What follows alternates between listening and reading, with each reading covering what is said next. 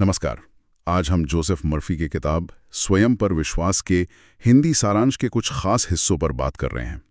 मकसद ये समझना है कि मर्फी के हिसाब से हमारी सोच, हमारा खुद पर यकीन, ये सब मिलकर जिंदगी को कैसे बदल सकता है। तो चलिए शुरू करते हैं। सबसे पहला सवाल यही मन में आता है कि आखिर ये खुद पर भरोसा ये इतना ज़रूरी क्यों है। सामग्री तो कहती है कि जब हम यकीन करते हैं ना, तो हम यूनिवर्स की पॉजिटिव एनर्जी से जुड़ जाते हैं। मर्फी का वो फेमस कोट भी है, जैसा तुम सोचते हो वैसा ही बनते हो। सुनने में बड़ा सीधा लगता है, पर है गहरा। हाँ बिल्कुल। और इसका सीधा कनेक्शन हमारे अवचेतन मन से है, मतलब सबकॉन्शियस माइंड से। देखिए, ये मन का वो हिस्सा है जो हमारी आदतें, हमारी गहरी मान्यताएं, उनको कंट्रोल करता है। और मर्फी कहते हैं कि ये अवचेतन मन ना तर्क नहीं करता, वो बस जो विचार उसे दिए जाते हैं उन्हें सच मान लेता है। अच्छा, मतलब जो हम सोचेंगे वो उसे हकीकत बनाने में लग जाएगा, चाहे वो अच्छा हो या बुरा। बिल्कुल। इसीलिए ज्यादातर असफलताओं के पीछे कहीं ना कहीं आत्मविश्वास की कमी होती है। अगर मन में शक या डर के विचार हैं, तो वो असलियत में भी दिखेंगे। तो ये तो बहुत पावरफुल बात हुई। तो फिर सवाल ये है कि इसे अपने फायदे के लिए कैसे इस्तेमाल करें। यहीं पर आती है बात सकारात्मक पुष्टि की, मतलब अफर्मेशंस की। मर्फी इस पर बहुत जोर देती हैं। रोज कुछ सकारात्मक वाक्य दोहराना, जैसे सामग्री में उदाहरण भी है, मैं योग्य हूँ, मैं सफल हूँ, या मेरा मन मेरी सबसे बड़ी ताकत है। ये सब पॉजिटिव थिंकिंग नहीं है, ये एक तरह से अपने सब कॉन्शियस को रीप्रोग्राम करना है, धीरे धीरे। अच्छा, ये दिलचस्प है। लेकिन एक चीज जो हमेशा आड़े आती है वो है डर। डर का क्या स्रोत, इसके बारे में क्या कहते हैं।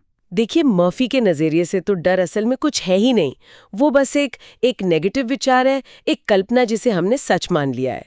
उनका मानना है कि जैसे रोशनी अंधेरे को मिटा देती है, वैसे ही विश्वास, पक्का यकीन, डर को हटा सकता है। मतलब डर से लड़ना नहीं, उसे विश्वास से रिप्लेस करना है। हाँ, एक तरह से। सामग्री में एक पुष्टि वाक्य भी दिया गया है, मैं अपने डर को पहचानता हूं, पर मैं उससे बड़ा हूं। ये मानना कि हाँ, डर है, महसूस हो रहा है, पर वो मुझसे बड़ा नहीं है। आत्मविश्वास हमें आगे धकेलता है, डर वहीं रोक देता है। ठीक है, समझ गया। तो एफर्मेशंस एक तरीका हुआ, और स्रोत में मन को शांत रखने, इस विश्वास को और गहरा करने के लिए कुछ और तरीके भी हैं, जैसे ध्यान वगैरह। हाँ हाँ बिल्कुल। ध्यान और प्रार्थना का जिक्र है। ये तकनीकें क्या करती हैं कि मन को शांत करती हैं। जो बाहर का शोर है, शंकाएं हैं, उनसे हटाकर हमें अपनी अंदर की शक्ति से जोड़ती हैं। मर्फी रोज कम से कम 10 मिनट आत्मचिंतन या ध्यान की सलाह देती हैं, ताकि वो जो अंदर का विश्वास है ना, उसे महसूस कर सकें, उसे मजबूत बना सकें। फोकस बढ़ाने में मदद मिलती होगी इससे। हाँ, मन साफ होता है। तो ठीक है, विश्वास जगा लिया, डर हटा दिया, ध्यान भी कर लिया, लेकिन सिर्फ सोचने से क्या होगा। कर्म का क्या, एक्शन। बहुत जरूरी सवाल। यहीं पर कर्म और विश्वास जुड़ते हैं। सिर्फ सोचना काफी नहीं है, अपने कामों में, अपने एक्शंस में विश्वास रखना वो बहुत जरूरी है। हर छोटा कदम अगर पूरे विश्वास से उठाया जाए, तो वो बड़े लक्ष्य की तरफ एक सीढ़ी बनता है। मर्फी के अनुसार असफलता को अंत नहीं मानना चाहिए, वो तो बस एक फीडबैक है, सीखने का मौका। जैसे वो एडिसन वाला उदाहरण आपने दिया था, हजारों बार फेल हुए पर यकीन नहीं छोड़ा। बिल्कुल।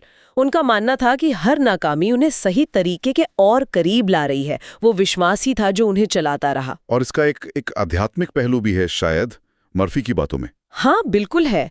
मर्फी मानते थे कि हमारे अंदर ही वो दिव्य शक्ति है, ईश्वर कहें या ब्रह्मांडीय चेतना कहें, वो हमारे भीतर ही है। तो जब हम खुद पर विश्वास करते हैं, तो असल में हम उस अंदरूनी शक्ति से जुड़ रहे होते हैं। इसीलिए वो वाक्य भी है स्रोत में, मैं और ईश्वर एक हैं। ये दिखाता है कि सेल्फ बिलीफ सिर्फ ईगो नहीं है, ये एक गहरा स्पिरिचुअल कनेक्शन भी है। वाह। तो अगर हम इन सारी बातों को समेटें, तो मुख्य संदेश क्या निकलता है, क्या हैं वो की टेकअवेज। मेरे हिसाब से सार ये है। पहला, कि आत्मविश्वास सिर्फ एक अच्छी फीलिंग नहीं, ये जीवन का आधार है। दूसरा, हमारा अवचेतन मन बहुत शक्तिशाली है और ये हमारे विचारों को हकीकत बनाता है।